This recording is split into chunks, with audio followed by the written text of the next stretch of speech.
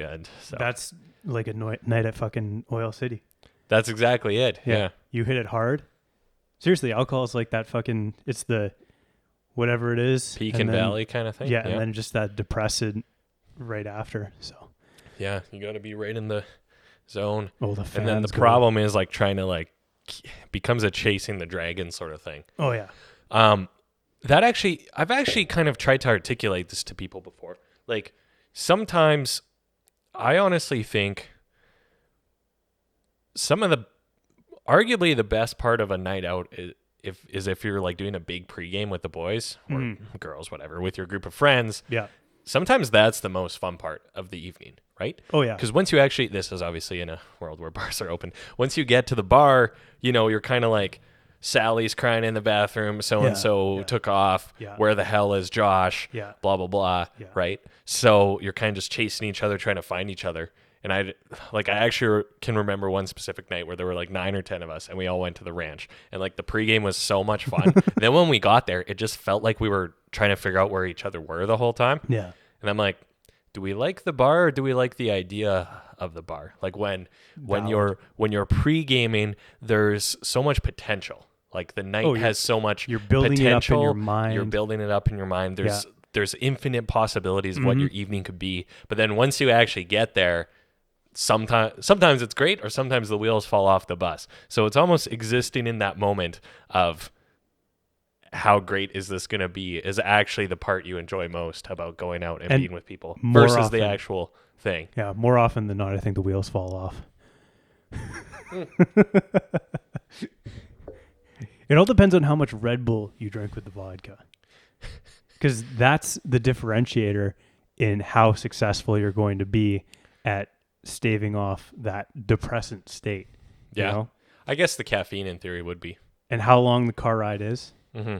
That's what I was thinking about. Where I'm like, God, it sucks sitting in a car and you're buzzwire. Like, especially, you know, like many of us, Edmonton's a pretty sprawled out city. So your pregame is in the suburbs, 25-minute cab ride. Like you're getting super bombed. So it hopefully carries you there, but it's like just long enough that it kind of like, it just kills the vibe a little bit, you know? Almost definitely. Yeah. But I mean, you're in Edmonton, so you're doing cocaine in the car too. Yeah, that's probably why. That's supposedly why people do it, right? So also, the very first time I puked in a car was your car. Oh yeah, it was. Yeah. God damn it, dude! I was so pissed. Have we told that? I don't think we've told that story. No, I don't think we have. Maybe with the girls, but anyways, oh man, yeah. So grade 12 party. Josh is fucking. Sorry, our group chat's lighting up with debating who should run for office. Who has the most presentable face? Yeah, we'll talk about that after. Yeah. Okay, so high school party. I drove, so I didn't drink. Yep. Right. We were also underage. We were underage. So like it was kind of a weird. That was the weird thing about certain high school parties was like. Not everyone was drinking because not everyone could acquire booze. No. So some it would were pop be and chip parties. Some were pop. Some were a hybrid. A lot of them were hybrid. Some of them would be like, all right, Josh has 4 beers. Yeah. So-and-so somehow got a Mickey of Sourpuss. Someone stole their dad's like Lamb's Navy rum. Bring it all together. Or like, so then this person can drink because they don't want to share. Yeah. Anyways, so Josh was drinking at said high school party. Yeah. And then... I remember whose house it was and stuff. It was fucking funny. But anyway, so we're like, all right, I drove you, so I had to fucking get you home. Yeah. You were super shit-faced. Oh, yeah. And then I just remember we're driving down 87th, and you're like, just like super shit-faced and kind of feeling sick. Yeah. And you decide to roll down the window and lean your head out, and your head's like on the edge of the window. Yeah. And I have the specific memory of being super mad and then looking in my side view mirror, and all I could see was your face like on the edge of the window, just like this. Just loving and life. your mouth was like just barely over the edge. And you're just laying there. And then as I look in the mirror, you're just like all over the side of the car. Just like a shitty dog. I'm like, this fucking guy. And I almost... We were almost home, too. Almost home. That's we the were worst literally part.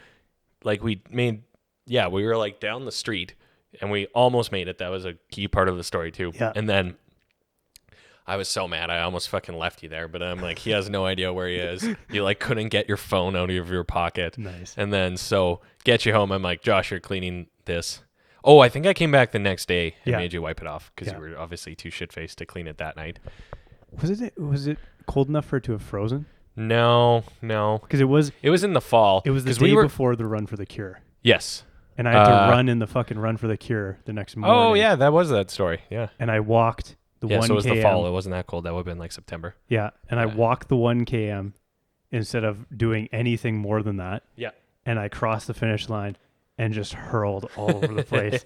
And people thought I was really out of shape or something. They're like, oh man, this guy just crushed the 20K in 5 minutes or whatever. Yeah.